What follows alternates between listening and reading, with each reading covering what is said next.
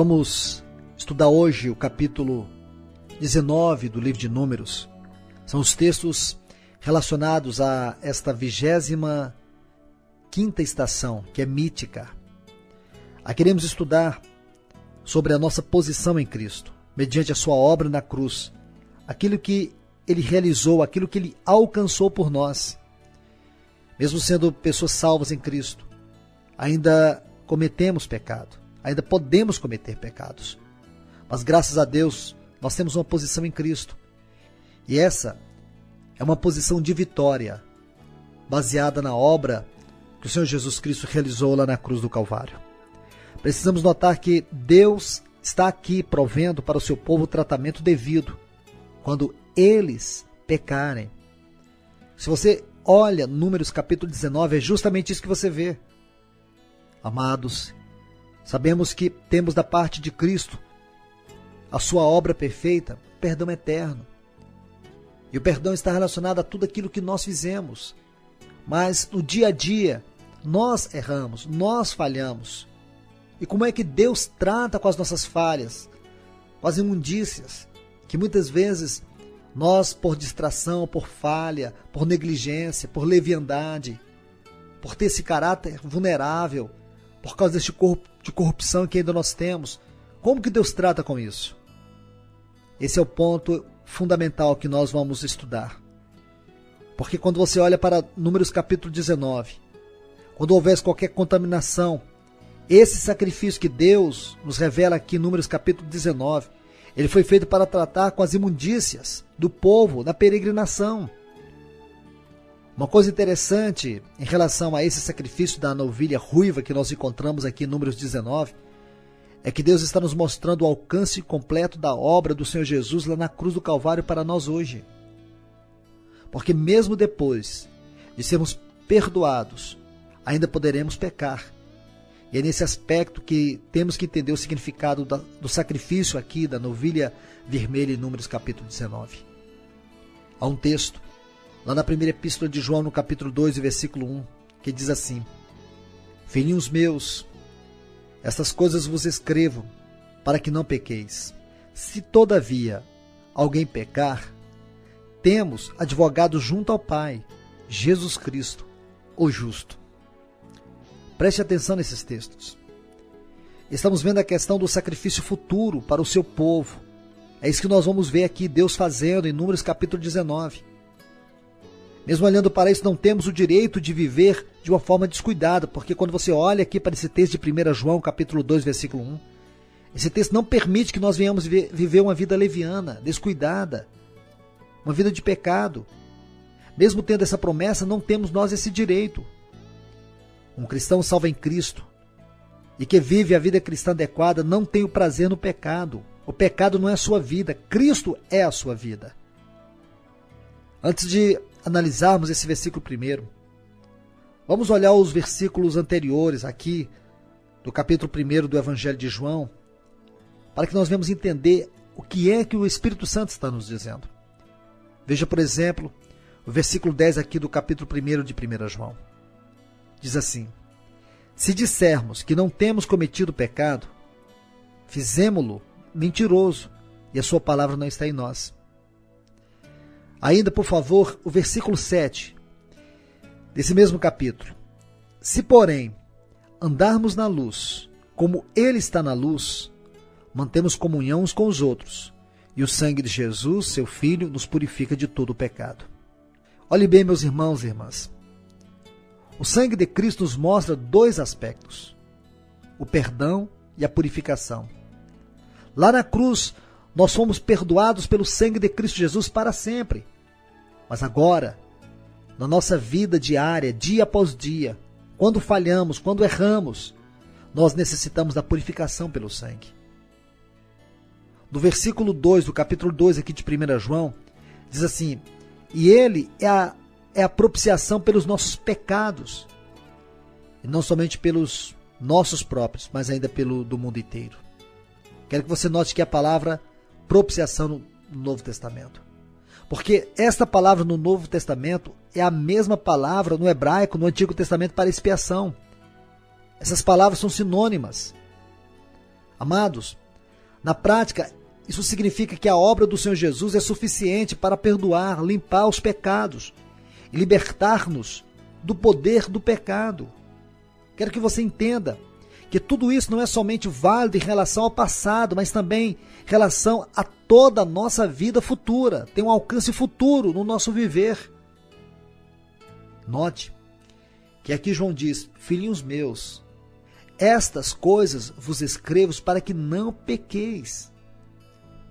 Veja que ele está dizendo que na eventualidade de que pequemos, há uma provisão em Cristo para nos limpar desses pecados. Estamos ainda nesse corpo corruptível e por isso somos suscetíveis ao pecado. Quando você estuda essas peregrinações do povo de Israel pelo deserto, você nota que Deus já havia tirado o seu povo do Egito, que é uma figura do mundo. Espiritualmente falando, é a nossa libertação do mundo. E todo o processo pelo qual o povo de Israel vai passar até chegar no Monte Sinai, que é a 12ª estação, nós vemos que todas essas estações focam os primeiros passos da vida cristã. Veja que lá no Egito, quando eles estavam lá em Ramsés, eles tiveram que comer o pão sem fermento, que significa abandonar o pecado. Depois eles sacrificaram o cordeiro, colocaram nos umbrais das portas de suas casas o sangue do cordeiro. E lá dentro, eles comeram a carne, que fala da nossa união com Cristo na sua morte, que é Romanos capítulo 6, versículo 5. Então vemos que tudo isso aponta para os efeitos subjetivos do sangue da cruz em nossa vida cristã. Mas agora, amados irmãos e irmãs, em Números 19 há uma revelação acerca do alcance da obra de Cristo para cobrir os problemas com o pecado que se possam apresentar na nossa vida futura. E é por isso que agora em Números 19 nós vamos ver essa questão da novilha vermelha. É curioso, eu quero que você note isso, que Deus exige que seja uma novilha vermelha. Quando você estuda aqui no Pentateuco, especialmente em Êxodo, Levítico, Números, Deuteronômio, quando você olha esses sacrifícios, você sempre vai ver que os animais que Deus exige para o sacrifício, às vezes era um novilho, um cordeiro, um bode, todos eles eram machos. Mas nesse sacrifício específico, Deus pede uma novilha vermelha. Sempre Deus vai pedir um animal macho, mas aqui é um animal feminino. O que isso tem a ver com Cristo? O que isso tem a ver com a obra da cruz? Sabemos que aqui está uma figura de Cristo. Isso nos mostra dois aspectos da obra de Cristo na cruz, o objetivo e o subjetivo.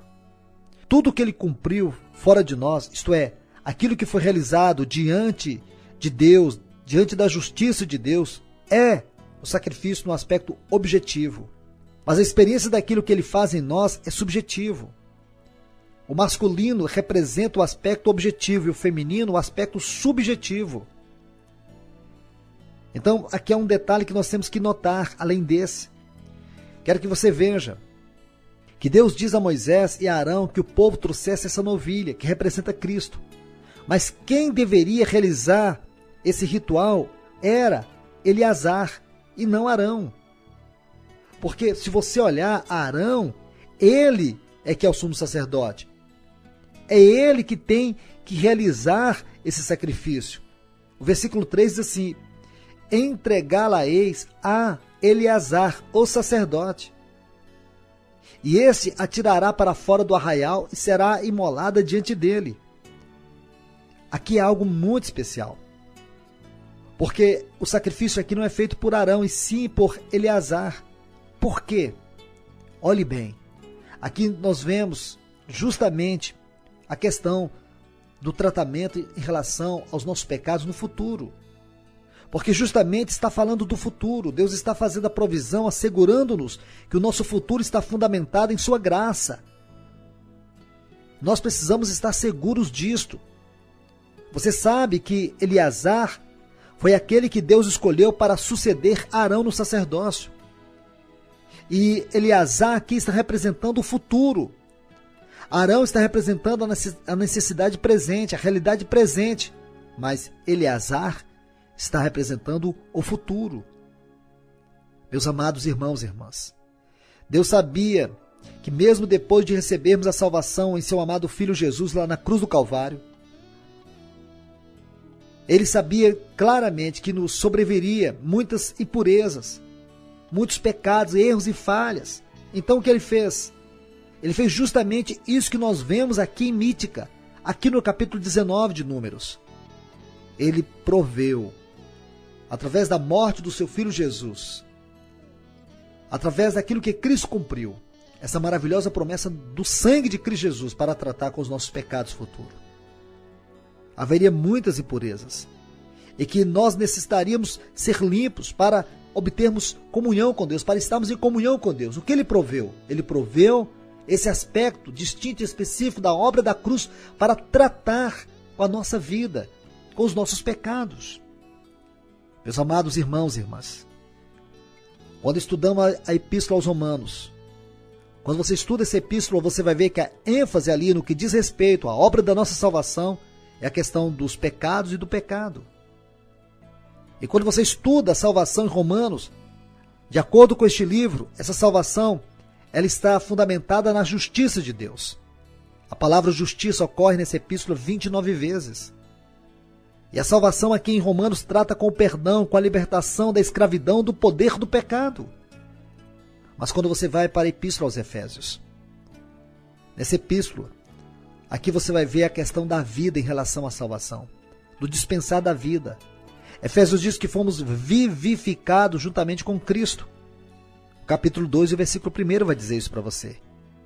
Em Efésios vemos que estávamos no reino de Satanás, ou por que não dizer, em 3 reinos. Primeiro, o curso deste mundo, que é o sistema que nos dominava. Depois ele vai mostrar a potestade do ar, a atmosfera maligna ao redor da terra, onde Satanás exercia o seu governo sobre nós, e também as inclinações da nossa carne, que são os desejos governados pela nossa mente. Então aqui vemos 3 reinos, o reino do mundo, o reino da carne e o reino das trevas. O mundo está fora de nós, as potestades estão acima de nós, e as inclinações da carne em nós.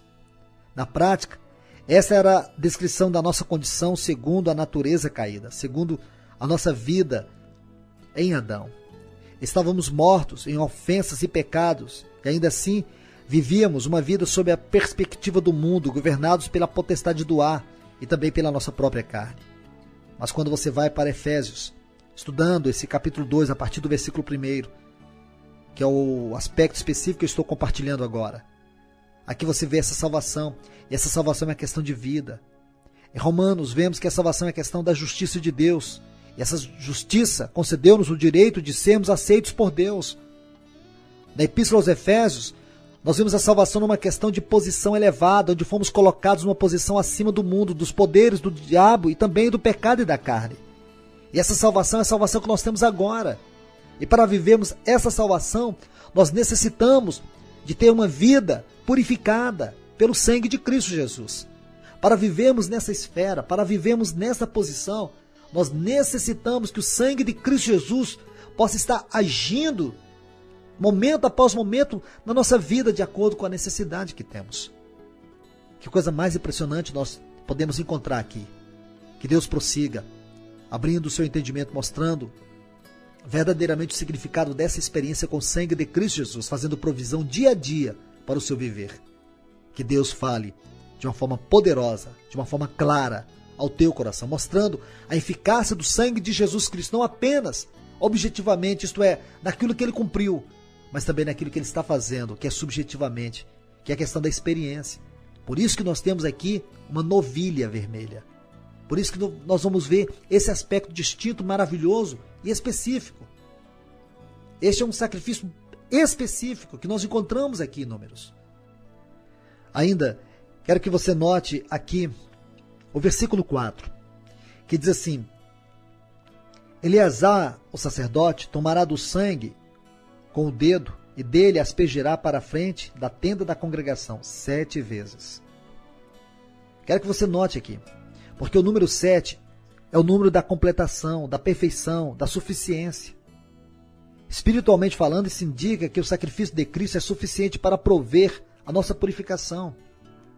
Depois, lá no versículo 9, diz assim: um homem limpo ajuntará a cinza da novilha e a depositará fora do arraial num lugar limpo, e será ela guardada para a congregação dos filhos de Israel, para a água purificadora, é a oferta pelo pecado. Veja que as cinzas serão guardadas pelo povo de Israel para serem usadas na preparação da água que faz a purificação dos pecados. A cinza misturada com água tem um grande significado, porque as cinzas é o último elemento incorruptível da matéria. Uma coisa pode decompor em outra coisa, e depois em outra coisa, mas quando chega a cinza é permanente, é o último estágio. E cinzas, aqui fala que esse sacrifício é permanente para qualquer eventualidade futura, qualquer imundícia futura, qualquer contaminação futura que o povo de Deus possa sofrer. Irmãos e irmãs, que essa verdade venha falar profundamente ao nosso coração. Que Deus venha mostrar o significado prático disto que Cristo cumpriu para nós lá na cruz do Calvário. Que na revelação desse capítulo, daquilo que o Espírito Santo está ministrando a nós, você possa se sentir seguro, guardado, você possa descansar no sangue de Cristo Jesus. Ter a certeza que Ele não apenas proveu para você a libertação, mas também a purificação. Por isso nós necessitamos confessar os nossos pecados. E se cometemos pecados, temos que confessar. E o sangue de Cristo Jesus nos purifica de toda iniquidade. Que Deus possa falar ao teu coração.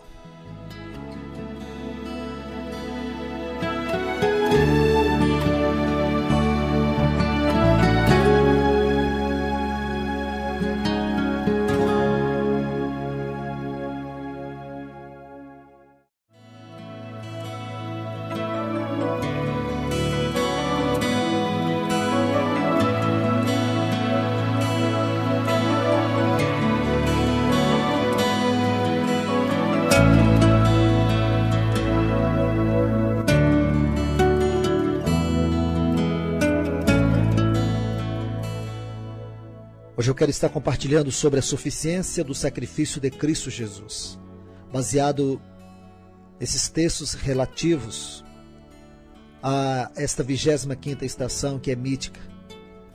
Números capítulo 19, versículos 1 a 6, onde nós vamos encontrar os textos relativos à mítica. Diz assim: Disse mais o Senhor a Moisés e a Arão. Essa é uma prescrição da lei que o Senhor ordenou, dizendo: Diz aos filhos de Israel que vos tragam uma novilha vermelha, perfeita, sem defeito, que não tenha ainda levado jugo. Entregá-la-eis a Eleazar, o sacerdote. Este a tirará para fora do arraial e será imolada diante dele. Eleazar, o sacerdote, tomará do sangue com o dedo e dele aspergirá para a frente da tenda da congregação 7 vezes. À vista dele será queimada a novilha. O couro, o sangue e o excremento, tudo será queimado. E o sacerdote, tomando um pau de cedro, isopo, estofo, carmesim, os lançará no meio do fogo, que queima a novilha.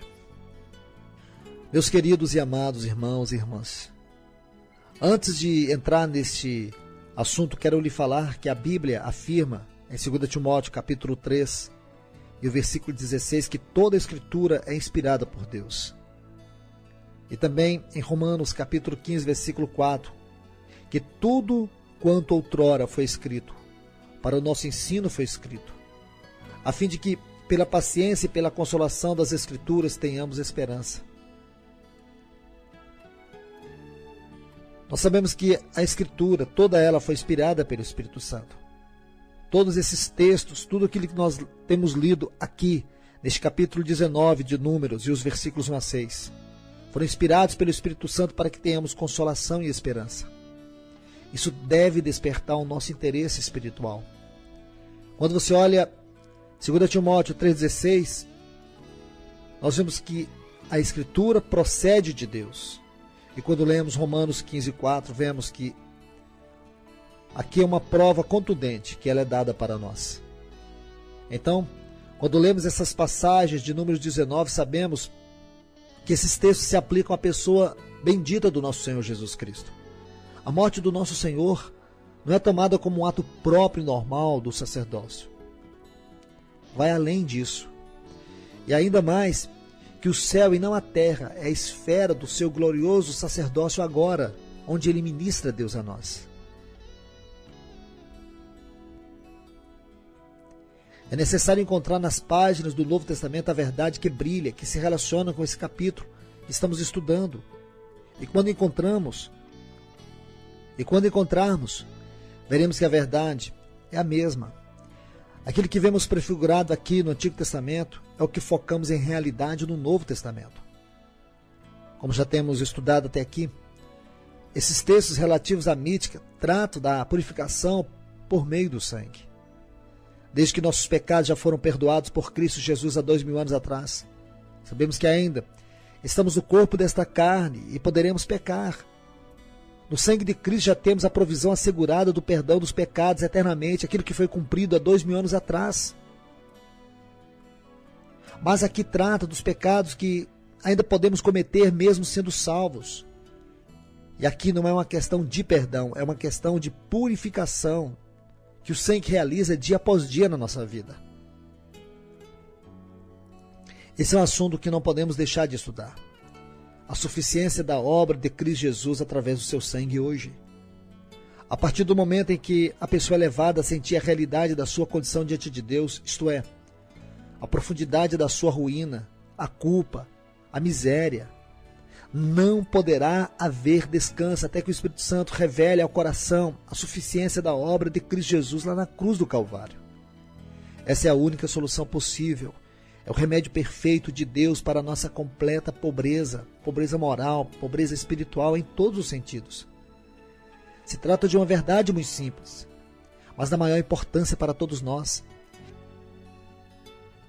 E podemos dizer com toda segurança que quanto mais completa e profundamente aprendermos isto, melhor poderemos viver a vida cristã. Mais adequadamente nós poderemos viver a vida cristã em face àquilo que nós somos. O verdadeiro segredo da paz espiritual, da tranquilidade espiritual, da satisfação espiritual, está em descer até o profundo do nosso eu irremediável, culpado, arruinado e sem esperança. E aí encontraremos Cristo todo suficiente como a provisão de Deus para a nossa mais profunda e extrema necessidade.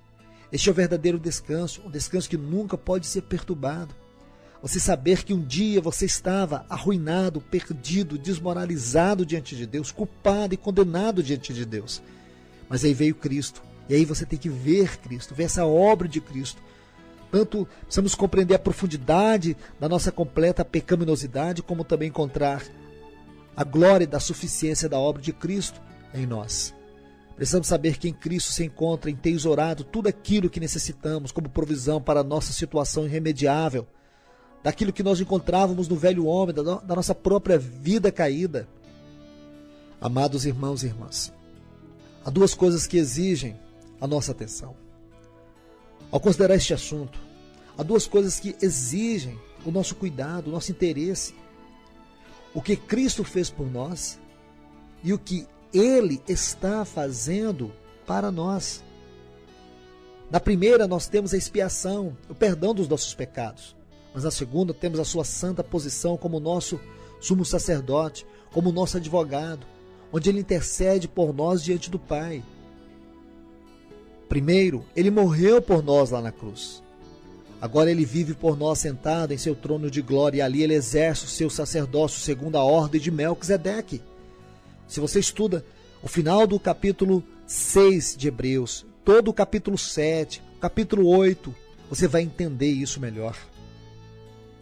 Primeiro eu quero mostrar-lhes o que Cristo fez por nós. Por sua morte expiatória, Ele cumpriu plenamente tudo o que tinha a ver com a nossa condição de pecadores. Tudo aquilo que realmente estava relacionado ao nosso estado caído diante de Deus, Ele cumpriu. Ele levou nossos pecados para sempre. Ele levou a culpa por todos os nossos pecados. Pedro disse em sua primeira epístola, no capítulo 3, versículo 18. Pois também Cristo morreu uma única vez pelos pecados, o justo pelos injustos. Olhe bem, por que ele morreu pelos nossos pecados? Pedro vai dizer, para conduzir-nos a Deus, morto, sim, na carne, mas vivificado no Espírito. Essa é uma verdade tremenda e de total importância para todos nós, uma verdade que se assenta no próprio fundamento da posição cristã. É impossível que uma pessoa espiritualmente esclarecida possa desfrutar da paz divinamente estabelecida até que essa tão preciosa verdade seja recebida em simplicidade de fé. Todos nós que nos achamos salvos no fundamento da graça divina devemos saber sobre a base da autoridade de Deus, que todos os nossos pecados foram quitados diante de Deus para sempre. O que Cristo realizou por nós lá na cruz do Calvário foi algo tão pleno que isso veio satisfazer todas as exigências do trono de Deus e todos os atributos da sua natureza foram satisfeitos por causa daquilo que Cristo cumpriu lá na cruz do Calvário. O Senhor Jesus, o Filho amado de Deus, nosso Salvador, Ele mesmo se glorificou por lançar no mar do esquecimento todos os nossos pecados. Deus, nosso Pai Celeste, colocou sobre o seu próprio Filho, seu único Filho, todos os nossos pecados. É isso que nos diz a Bíblia Sagrada, a Palavra de Deus. E Deus fez isso a fim de que possamos saber a base da autoridade divina, uma autoridade que não pode mentir. Quanto a nós, que fomos salvos pela maravilhosa obra do Senhor Jesus, por essa magnífica obra, devemos descansar, devemos estar satisfeitos com aquilo que Deus aceitou, com aquilo que Cristo cumpriu. Na mesma autoridade que a Bíblia diz que temos pecados, e que esses pecados foram levados por Cristo, assim também Deus, em seu maravilhoso e inigualável amor, nos assegura a nós, pobres e culpados pecadores, merecedores do inferno, que Ele mesmo cuidou de resolver todo este assunto dos nossos pecados e da nossa condenação. Ele mesmo se livrou desses pecados mediante a morte de Cristo Jesus. E nisso, Ele mesmo exaltou a glória do seu excelso nome sobre todo o universo. Agora, amados irmãos e irmãs, nossa fé tranquiliza a nossa consciência. Se Deus se satisfez a si mesmo com a obra de Cristo Jesus a nosso favor, devemos nós também estar satisfeitos. Devemos saber que somos pecadores. Talvez alguns de nós se sintam os piores pecadores. Às vezes sentimos que nossos pecados são os maiores em números do que os cabelos de nossa própria cabeça, que são negros como o próprio inferno. Se qualquer um dos nossos pecados, o menor deles, talvez julgássemos, nos fizesse merecedor das chamas do inferno e a eterna separação de Deus, imagina como devemos ser gratos a Deus pela suficiência da obra de Cristo ao nosso favor. Tudo isso sabemos por causa da base da clara e inquestionável autoridade do testemunho da obra da cruz, que está firmado no céu.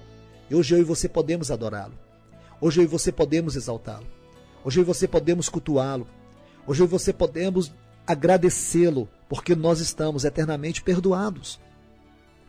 Será que eu e você podemos imaginar Deus levando todos os nossos pecados, da pior espécie, todos os nossos pecados? Será que podemos imaginar a maneira como Ele os viu e os avaliou? Será que temos nos dado conta do fato dele ter colocado sobre seu bendito Filho, o nosso substituto, e lá na cruz exercendo sua justiça, sua ira contra os nossos pecados? Oh, amados irmãos e irmãs, devemos ser eternamente gratos a Deus, porque se Ele não tivesse nos substituído, onde estaríamos nós a não ser condenados no eterno fogo do inferno?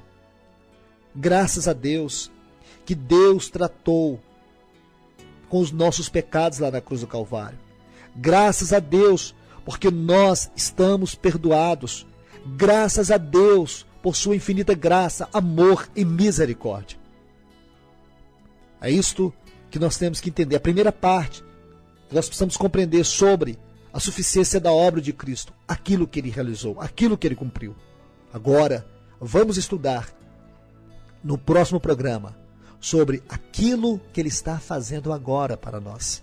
Que Deus em Cristo Jesus te abençoe rica e poderosamente.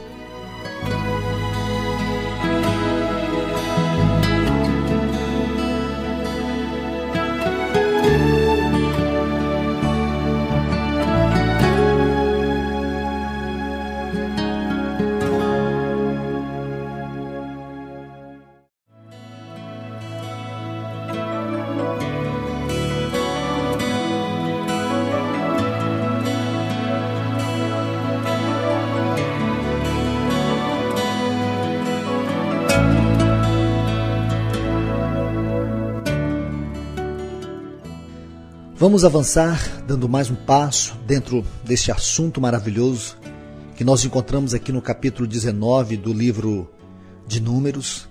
Nós vamos estudar agora sobre o que Cristo está fazendo por nós. Considerando que nossa condição era uma condição imperfeita e que nosso andar é imperfeito, considerando também que nossa comunhão é suscetível a ser interrompida por essa razão, necessitamos de Cristo Jesus no seu atual ofício como nosso sumo sacerdote diante do Pai nos céus, onde Ele hoje exerce o seu ministério por nós. Nosso Senhor vive à destra do Pai por nós, seu ministério incessante diante de Deus por nós, Ele não para um só momento. Por causa da morte expiatória consumada na cruz, Ele penetrou nos céus e ali exerce continuadamente sua perfeita obra de interceder pela sua igreja, pelo seu povo. Ele está nesse exato momento como nossa justiça permanente diante do Pai, a fim de manter-nos sempre numa posição espiritual íntegra, na qual podemos estar em perfeita harmonia, em perfeita relação, em perfeita comunhão com Deus. Em Hebreus, no capítulo 7, e o versículo 15 diz assim: E isto é ainda muito mais evidente, quando a semelhança de Melquisedeque se levanta outro sacerdote. Essa frase, muito mais, no grego, é perissoteron, que significa que excede em número, medida, posição, abundantemente, supremamente, preeminência, superioridade, mais extraordinário, mais excelente. É tudo isso que essa palavra significa. Então, como foi que Cristo foi constituído a fim de ser nosso sumo sacerdote? Pela infinita graça de Deus, nós temos a oportunidade de continuar avançando nesse estudo de mítica somente pelo Senhor. Hoje eu quero falar acerca da imutabilidade do propósito de Deus. Estamos estudando os textos relativos a esta maravilhosa estação que se encontra em Números capítulo 19, mas agora com luz em Hebreus. Olhando a Epístola aos Hebreus, nós vamos ter uma visão clara, porque primeiro nós vimos aquilo que Cristo fez por nós. Agora nós iremos estudar, a partir de hoje, sobre a imutabilidade do propósito de Deus. Isso está dentro do assunto que víamos estudando, sobre o que Cristo está fazendo por nós. Sabemos que Ele foi à cruz, Ele realizou uma obra para sempre. Ali Ele perdoou os nossos pecados para sempre. Ali diante do Pai Ele exerceu sua justiça. Ali diante do Pai Ele realizou uma obra perfeita, uma obra gloriosa, uma obra incontestável. A questão do perdão dos nossos pecados, da nossa justificação. Esta é uma obra eterna. E foi o que Ele fez por nós, nos livrando eternamente da condenação do inferno. Mas o que é que Cristo está fazendo por nós? É isto que esse capítulo 19 do livro de Números mostra.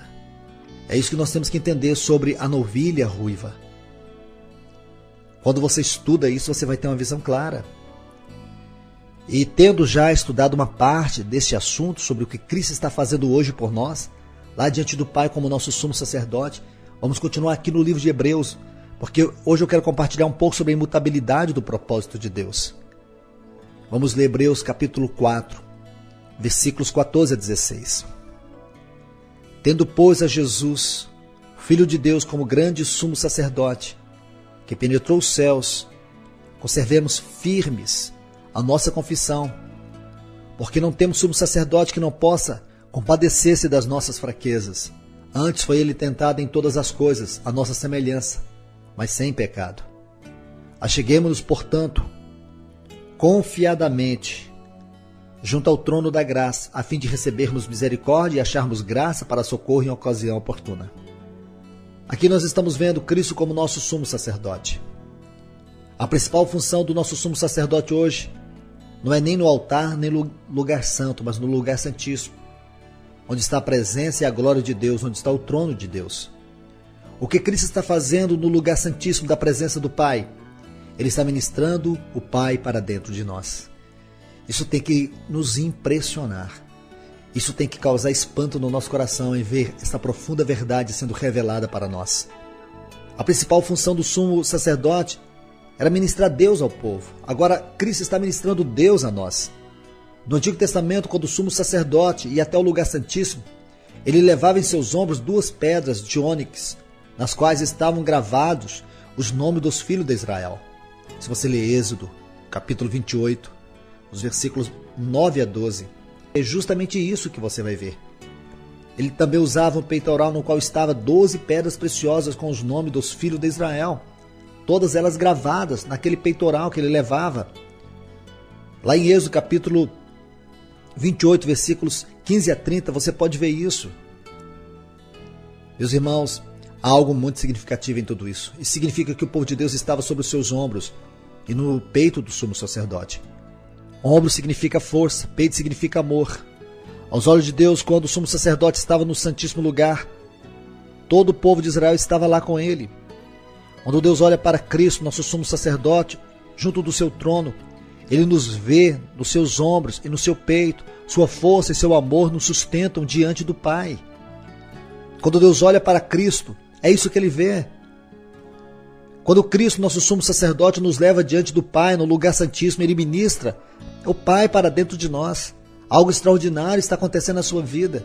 Se você não percebe, se você não sente, é porque você tem vivido uma vida cristã muito distante da realidade daquilo que a palavra de Deus diz.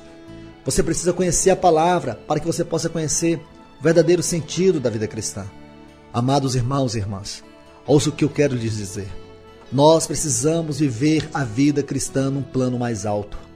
Se nós escolhemos viver a vida cristã superficial, se nós escolhemos viver a vida cristã cheia, repleta de quinquilharias, de ensinos, que nada produzem no nosso coração a não ser emocionalismo, sensacionalismo, precisamos permitir que a realidade viva da palavra de Deus toque o nosso coração, para que nós contemplemos e vivemos de acordo com essa palavra, nesse plano mais alto, nessa esfera mais elevada, nos lugares celestiais em Cristo Jesus, como nós encontramos em Efésios capítulo 2 e o versículo 6.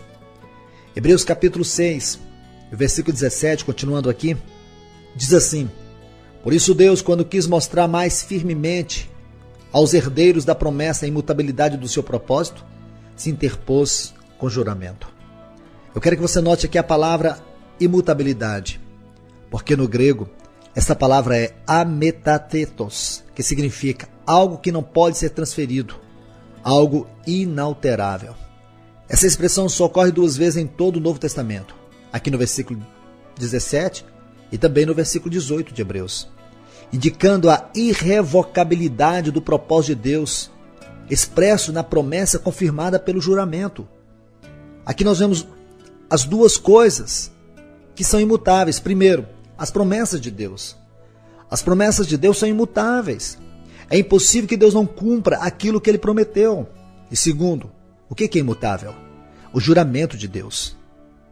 É impossível Deus jurar falsamente. Meus irmãos e irmãs, percebam a riqueza, a grandeza dessas verdades.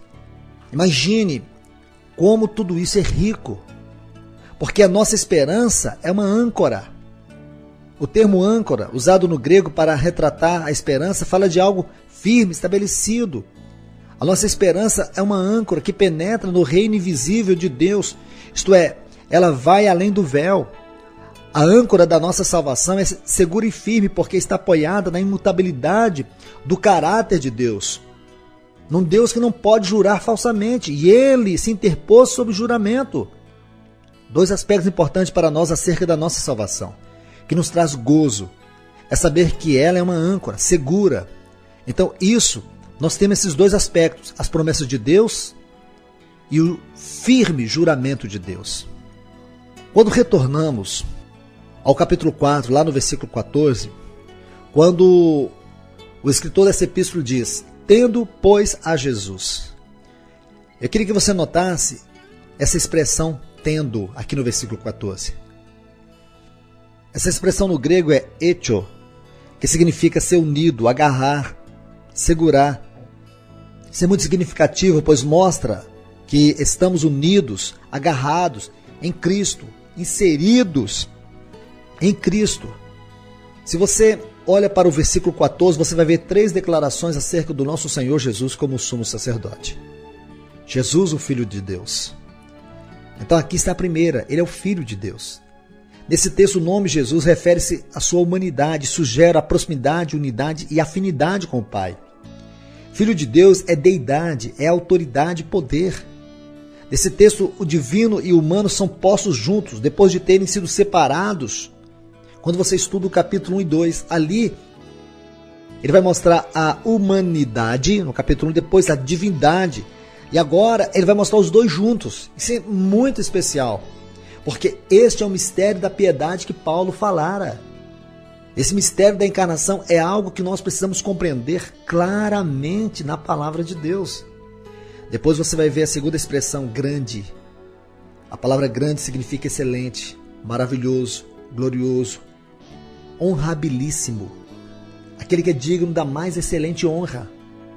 Essa expressão no original nos diz que Cristo é tão glorioso que ninguém pode descrevê-lo. Ele é glorioso no que diz respeito à sua pessoa e à sua obra.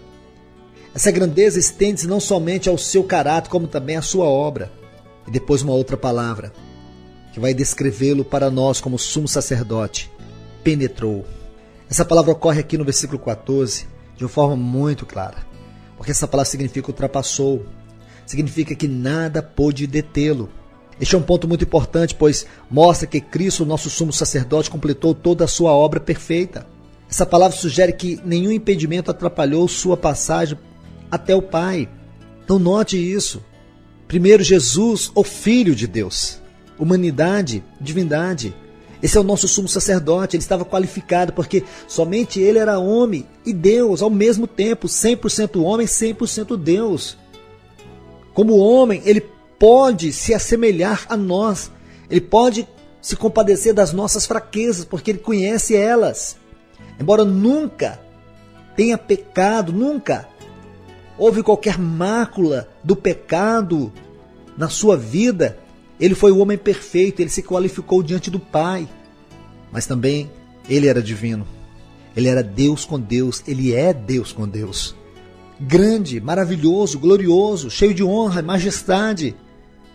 E ele penetrou até os céus. Ninguém pôde detê-lo. Ele foi diante do Pai por nós. Agora diz assim o texto ainda do versículo 14, conservemos. Em Apocalipse 2,14 temos o verbo sustentam. E ainda no versículo 2 do capítulo 20 de Apocalipse temos um outro verbo que é prender. Esses dois verbos ilustram o peso dessa palavra, conservemos, que exige de nós uma atitude em relação à grandeza da obra de Cristo como nosso sumo sacerdote. O sentido claro desses verbos aqui no grego, tanto aqui do versículo 14 como Apocalipse 2, 14, Apocalipse 22, todos esses verbos, quando você dá uma olhada, estuda esses verbos, o sentido deles no original grego é que nós devemos agarrar, manter com todas as nossas forças e diligência esse testemunho de que Cristo está ministrando Deus para nós. No original grego, este verbo é kratomen, que significa apegar-se, com que exigindo uma resolução da nossa parte, uma resposta da nossa vida, por ter agora, diante do Pai, Cristo Jesus como nosso sumo sacerdote. Depois ele fala da confissão.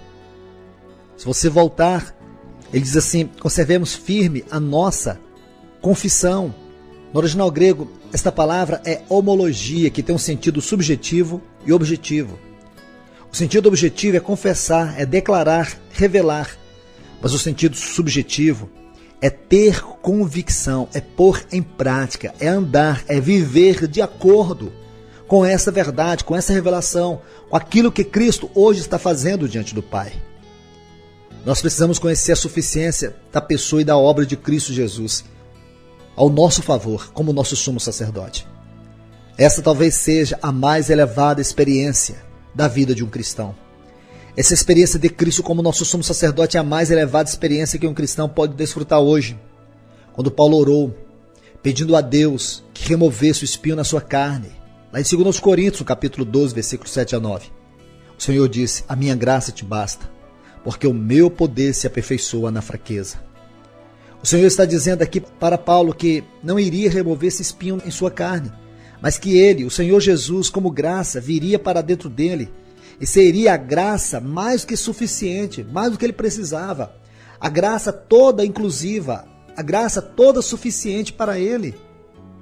Paulo pôde conhecer o quanto Cristo era suficiente, o quanto foi acrescentado de Cristo em sua vida em meio àquela experiência dolorosa. Isso tem que tocar o nosso coração, porque essa é a realidade da nossa vida. Quando você olha aqui para esses textos de Hebreus que focam o nosso Senhor como nosso sumo sacerdote, o seu caráter vai sendo revelado para nós. Isso é tão importante. Porque quando você olha para Ele na sua humanidade, como o Pai o conduziu na sua trajetória humana pelo seu Espírito, para que Ele se qualificasse perfeitamente como nosso sumo sacerdote.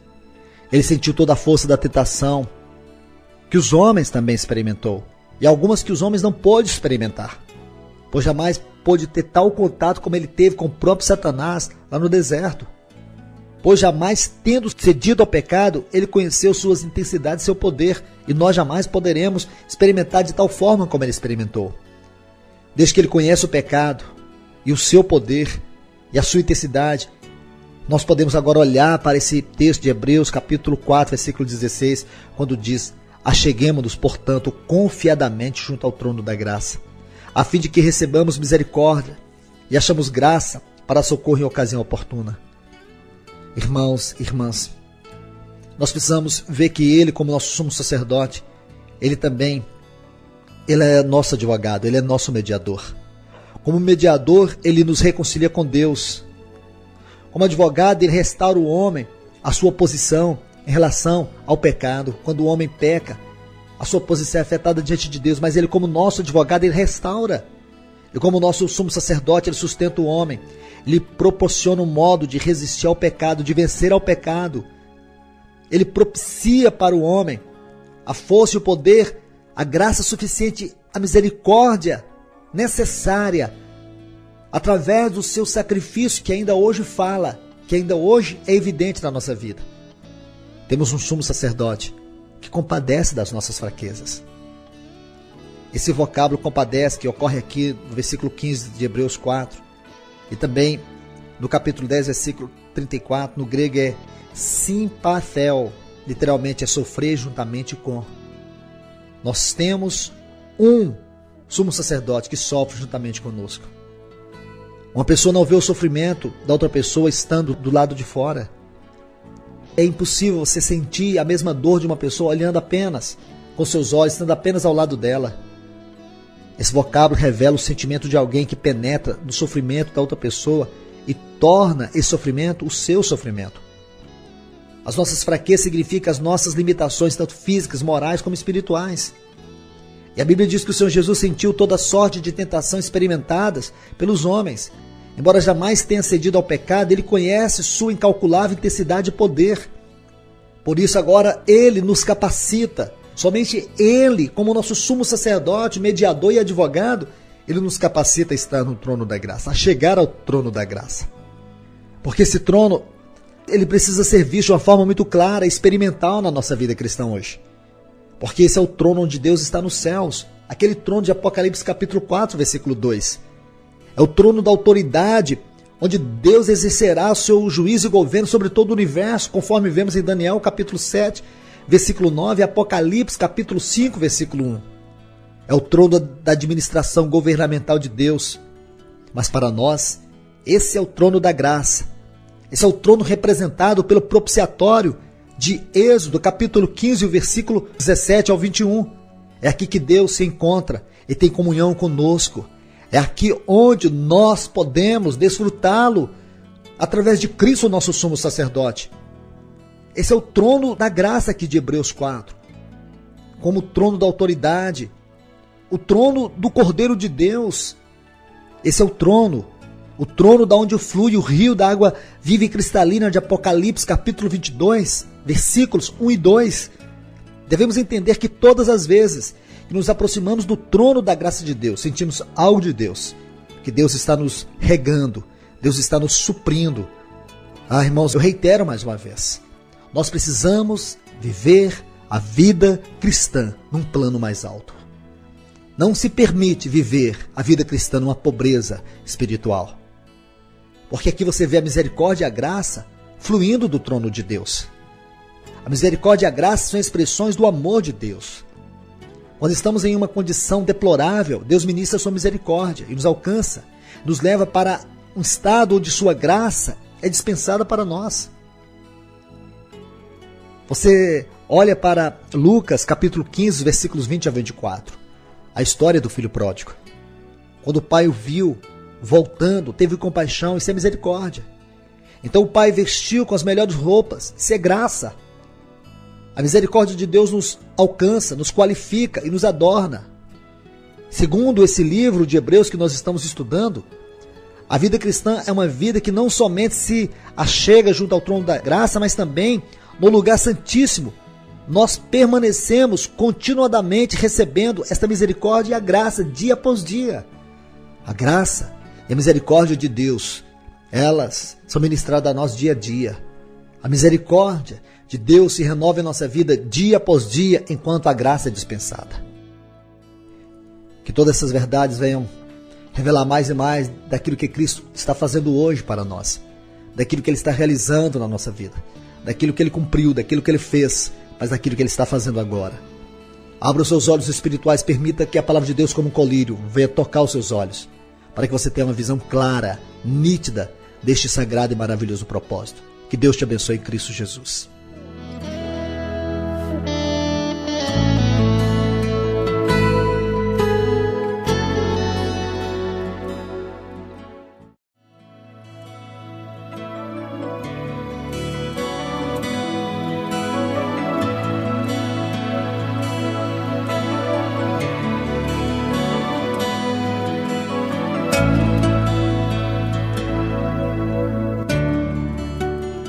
Romanos capítulo 5, versículo 10 diz assim: porque se nós, quando inimigos, fomos reconciliados com Deus mediante a morte do seu Filho, muito mais, estando já reconciliados, seremos salvos pela sua vida. Nós estamos estudando sobre a 25ª estação da peregrinação do povo de Israel pelo deserto. Quando abrimos a Bíblia nos textos relativos a essa estação, nós vamos encontrar ali no capítulo 19 do livro de Números sobre a prescrição da lei concernente à novilha ruiva. Então ali tem uns pontos que todos nós precisamos considerar. Primeiro, essa novilha, por ser um animal feminino, foca a experiência subjetiva da nossa salvação. Sabemos que todos os sacrifícios da lei, os sacrifícios que o Senhor prescreve na lei, que focam a cruz de Cristo, a obra de Cristo, porque a obra de Cristo é algo tão profundo que o Senhor usou todos aqueles sacrifícios que nós vemos ali no livro de Levítico, que aconteceu lá na 12ª estação, lá no Monte Sinai. Foi ali que o Senhor deu todas aquelas revelações daqueles sacrifícios. Então nós sabemos que aqueles sacrifícios que Deus exigia sempre eram animais masculinos. Esses animais, eles representam a obra objetiva da cruz. Mas aqui há algo interessante. Esse sacrifício aqui, ele foi dado ao Senhor na 25ª estação.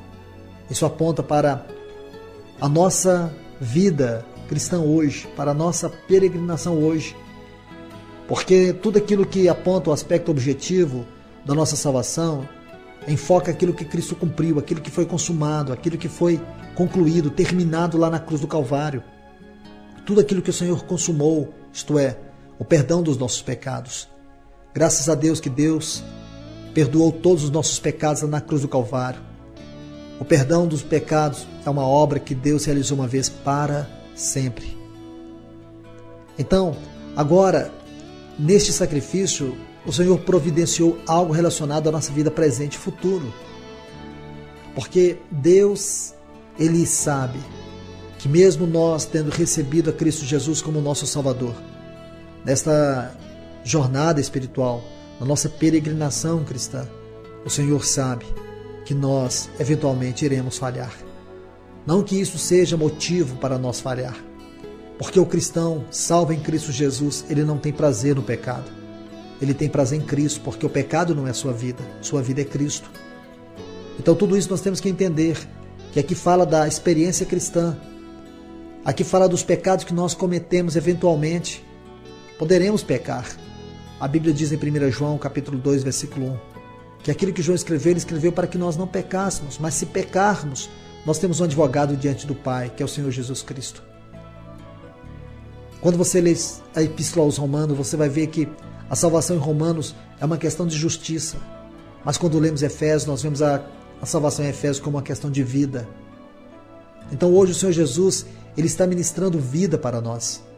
Por isso que nós somos exortados a penetrar confiadamente junto ao trono da graça, como está lá no capítulo 4, os versículos 14 a 16 da Epístola aos Hebreus. Diz que nós temos a Jesus como Filho de Deus, como grande sumo sacerdote que penetrou os céus. E diz que nós devemos confirmar ou proclamar, conservar firme a nossa confissão.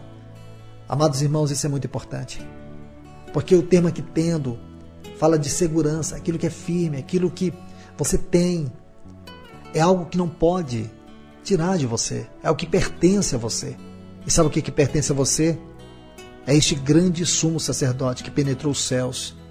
Ele disse que nós devemos conservar firme a nossa confissão. A palavra confissão aqui, o sentido dela no aspecto espiritual da sua tradução, é dizer o mesmo que Deus. Porque é assim que Deus vê, é assim que está consumado nos céus. E ele diz ainda no versículo 15 que não temos, nós, um sumo sacerdote que não possa compadecer-se das nossas fraquezas. Mas o nosso sumo sacerdote, ele foi tentado em todas as coisas, a nossa semelhança, mas sem pecado. Isso é tão maravilhoso, meus irmãos e irmãs. Eu e você precisamos olhar para isso e ver esta verdade solene de Deus através da sua palavra. Saber que o nosso Senhor Jesus, como sumo sacerdote, que está diante do Pai à destra do seu trono, ele foi tentado em todas as coisas. Ele conhece os caminhos vulneráveis do nosso próprio coração. Ele sabe o que verdadeiramente a nossa carne passa hoje, porque ele foi tentado em todas as coisas, a nossa semelhança. E graças a Deus, porque nele não havia pecado. As tentações não pôde vencê-lo. Ele sempre viveu uma vida íntegra diante do Pai. Por isso, no versículo 16 diz: acheguemo-nos, portanto. Essa frase, acheguemo-nos, portanto, é a garantia, é a certeza de nós termos Jesus, o Filho de Deus, como nosso sumo sacerdote. Ele está diante do Pai por nós. É isso que representa o sacrifício dessa novilha ruiva. E nós podemos chegar confiadamente. Que ousadia nós temos, quanta confiança. Quantas vezes temos falhado, quantas vezes nós temos errado. Satanás tem usado isso para impor sobre nós a culpa, impor sobre nós a condenação. Quantas vezes Satanás tem se colocado através de acusações perversas, por causa da nossa ignorância, de não saber da nossa posição em Cristo hoje. Quantos de nós estamos assim? Quantos de nós temos sido escravos das acusações de Satanás? Meu amado irmão e irmã, olhe para isso. Olha o que esse texto diz. Olha esse versículo 16 de Hebreus 4. Diz que você tem esta ousadia, esta confiança de estar junto ao trono, de aproximar-se junto ao trono da graça, a fim de receber misericórdia e achar graça para socorro em ocasião oportuna. É Deus que te socorre com a graça e com a misericórdia. É Deus que te socorre através de tudo aquilo que Cristo está fazendo agora. Como nosso sumo sacerdote, Ele está diante do Pai, não ministrando ao Pai, ministrando o Pai a nós, porque Ele é sacerdote para sempre. Ele sempre esteve diante do Pai, ministrando a glória do Pai, ministrando ao próprio Pai. Mas hoje, sabe o que Ele faz? Ele está ministrando o Pai para nós. E esta função sacerdotal, Ele só pôde cumpri-la após a sua ressurreição. Somente após ter consumado a obra na cruz, Ele agora está à destra do Pai por nós. Isto é impressionante. Nós temos que olhar para isto, porque os versículos 24 e 25 de Hebreus 7 diz assim: este, no entanto, porque continua para sempre, tem o seu sacerdócio imutável. Está falando do Senhor Jesus. O sacerdócio dele é imutável, é para sempre. E sabe por que é para sempre? Sabe por que o Espírito Santo colocou essas palavras aqui? Para que aí você tenha segurança quanto à nossa salvação. A Bíblia diz que nós devemos desenvolver a nossa salvação. Lá em Filipenses capítulo 3, versículos 12 e 13. Ele diz que nós devemos desenvolver a nossa salvação, porque é de Deus tanto querer como realizar. Aqui mesmo, Em Filipenses capítulo 1, versículo 6 diz que aquele que começou em vós a boa obra, ele vai completá-la até o dia de Cristo. Sabe por quê? Porque o nosso sumo sacerdote, ele tem um ministério imutável. Ele não cessa de interceder por nós.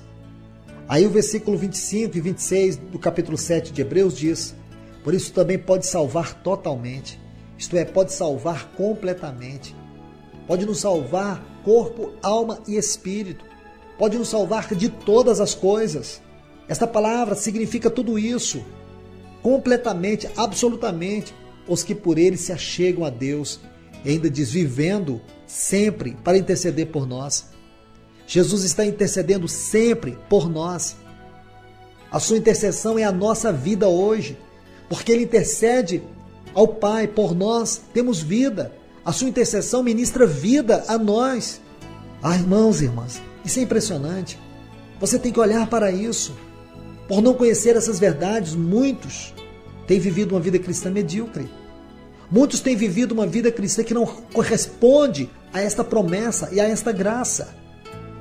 Hebreus ainda, no versículo 26 desse capítulo 7, diz: com efeito, nos convinha um sumo sacerdote como este. Olhe essa frase, nos convinha, era conveniente para nós ter um sumo sacerdote como este.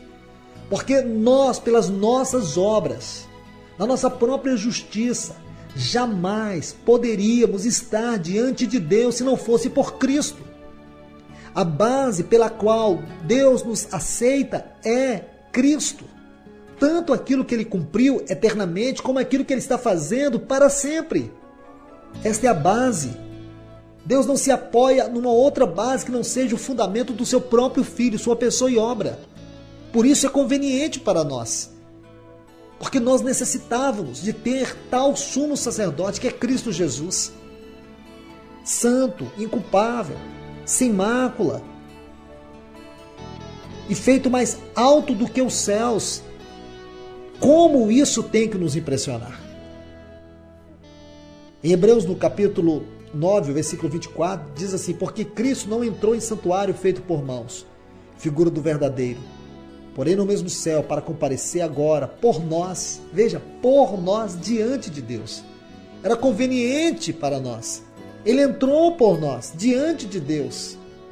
Por isso que agora eu e você, quando abrimos as nossas Bíblias, na primeira epístola de João, no capítulo 2, os versículos 1 e 2, e nós podemos ler aquelas solenes palavras do apóstolo João: filhinhos meus, estas coisas vos escrevo para que não pequeis. Se todavia alguém pecar, temos advogado junto ao Pai, Jesus Cristo, o justo. Versículo 2, ele é a nossa propiciação pelos nossos pecados. Isso tem que tocar-nos profundamente. Quando nós olhamos para tudo isso, para essas verdades fundamentais relacionadas com a obra de Cristo por nós, sua obra no passado, sua obra no presente, sua expiação, sua intercessão, nós devemos atentar para essa graça, a qual o Espírito Santo de Deus, através das Escrituras, nos ensina sobre aquilo que Cristo é para o nosso coração, para a nossa vida. Nós temos aprendido aqui essas verdades impressionantes acerca dessa novilha vermelha, dessa novilha ruiva. Sabemos que essa novilha aponta para a experiência subjetiva da nossa salvação. Temos que compreender que, por um lado, a questão dos nossos pecados, tudo isso já está resolvido eternamente. Cristo cumpriu isso uma vez por todas. Por sua preciosa morte expiatória, ele cumpriu plenamente tudo o que tinha a ver com a nossa condição de pecadores. Ele levou os nossos pecados para sempre. Ele levou a culpa por todos os nossos pecados. E agora nós somos aceitos diante de Deus como filhos. Essa é uma bênção eterna. Pedro disse em sua primeira epístola, no capítulo 13, versículo 18: pois também Cristo morreu uma única vez pelos pecados, o justo pelos injustos, para conduzir-vos a Deus, morto, sim na carne, mas vivificado no Espírito. Nós temos que compreender, amados irmãos e irmãs, que o nosso Pai Celeste é eternamente inesgotável em toda a sua plenitude de bênção. E, portanto, aqui nessa epístola aos Hebreus, vemos a questão eterna do perdão dos nossos pecados. Se você abre a sua Bíblia no capítulo 9, versículo 28, você vai ver que Cristo ele ofereceu uma única vez para sempre, para tirar os pecados de todos nós. No capítulo 10, versículo 12, diz que o Senhor Jesus, porém, tendo oferecido para sempre um único sacrifício pelos pecados, agora está à destra do Pai. Nesse mesmo capítulo 10, versículo 14, diz que com uma única oferta aperfeiçoou, isto é, completou para sempre, na santificação, todos os que foram salvos. Se você voltar no capítulo 7, versículo 27, diz que ele fez isto uma vez por todas, quando a si mesmo se ofereceu por nós.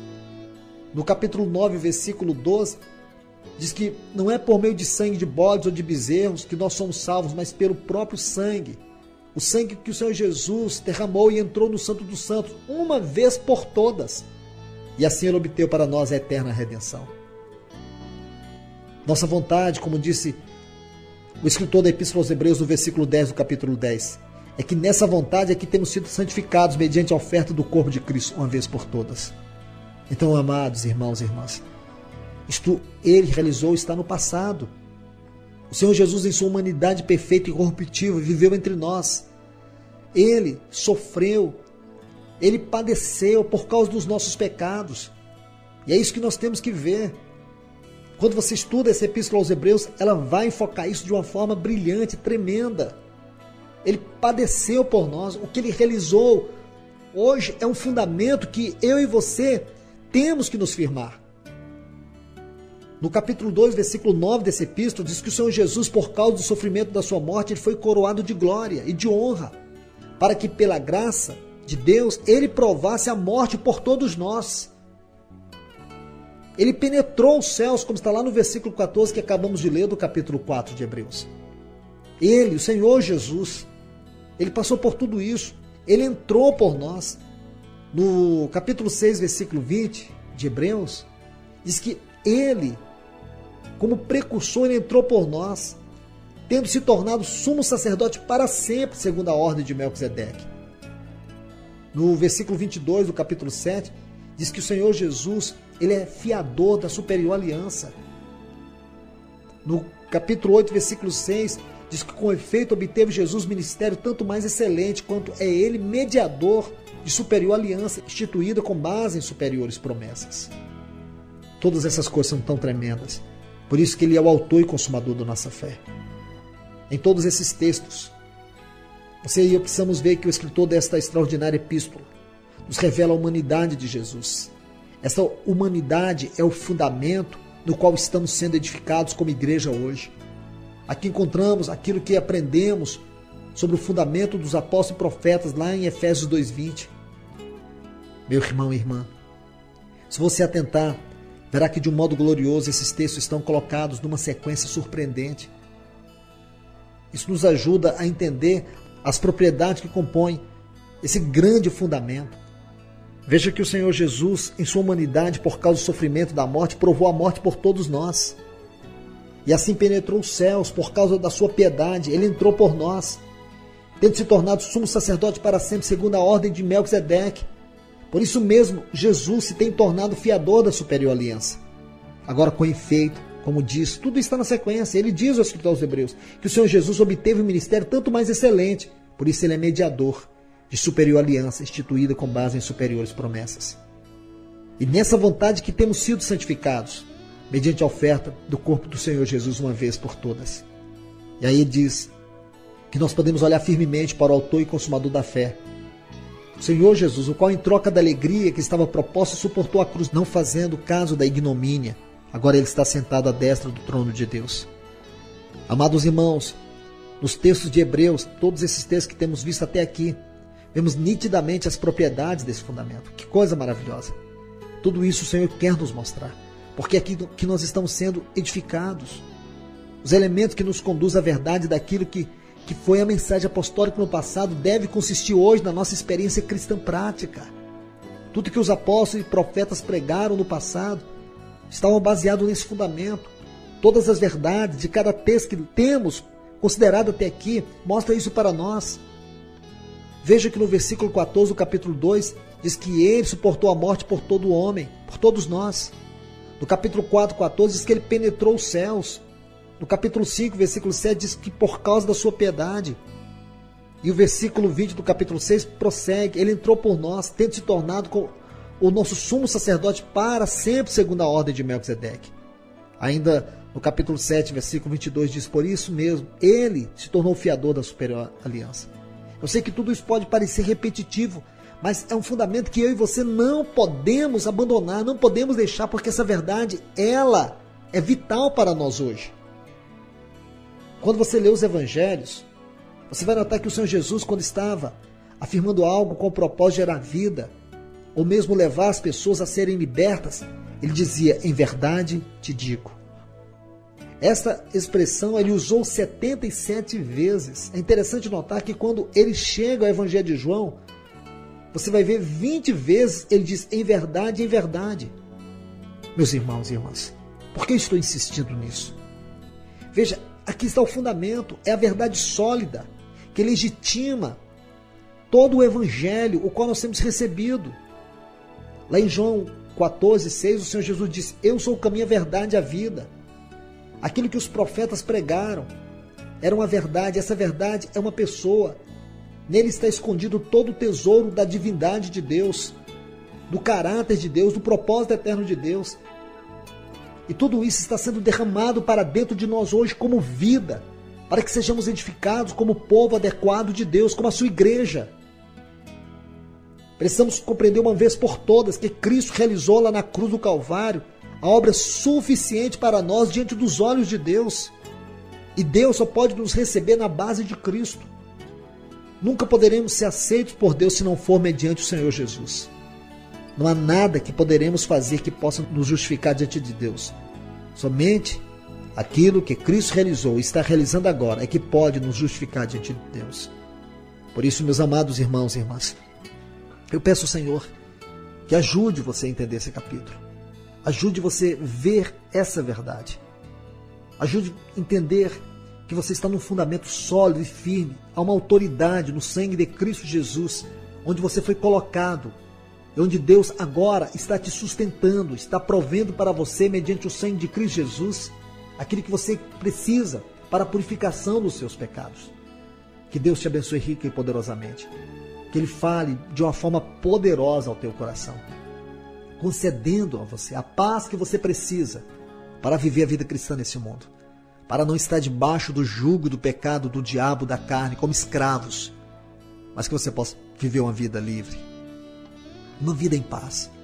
É isso que nós aprendemos aqui em Mítica. Esta é a verdade de Mítica para nós. Que Deus possa enriquecer o teu coração com a verdade de Cristo.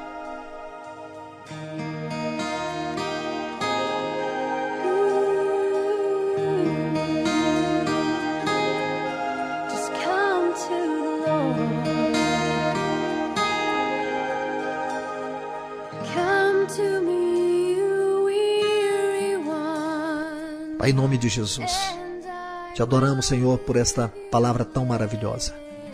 Te agradecemos, Senhor, porque de uma forma tão maravilhosa e solene o Senhor está revelando este glorioso fundamento acerca daquilo que Cristo está fazendo agora, exatamente nesse tempo para nós, que somos os teus filhos, que fomos comprados pelo sangue, o sangue de Cristo.